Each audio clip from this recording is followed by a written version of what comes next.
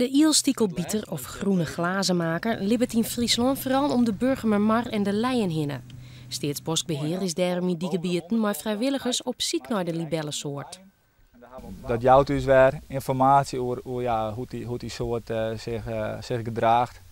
En binnen die plakken waar ze voorkomen, ben je nou echt geschikt. Er moeten duizenden ielstiekelbieters in Friesland zitten.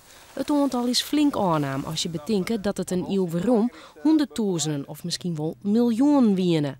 Om de ielstiekelbieter beschermen is en benammen in Friesland libbet, had het in stand houden ervan hege prioriteit voor Staatsbosbeheer.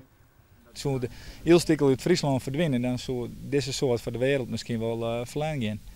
En er komt nog bij dat Friesland en Nederland als kerngebied voor deze soort belangrijk is om zich te verspreiden op andere geschikte plekken. Bijvoorbeeld in Duitsland, waar het ook nog op sommige plekken nog wel ielstiekel voorkomt.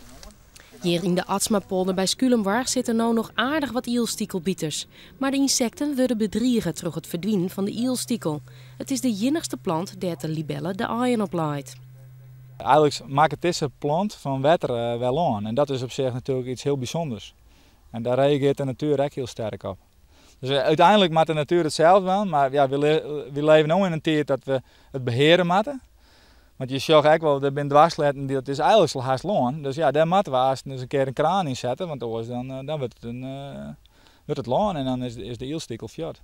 Een ielstiekelbieter ik. Ja, zeker. De vrijwilligers gaan de hele week de natuur in om de ielstiekelbieters te bestuderen en te tellen. In de Atsmatpolder binnen er 19 telt.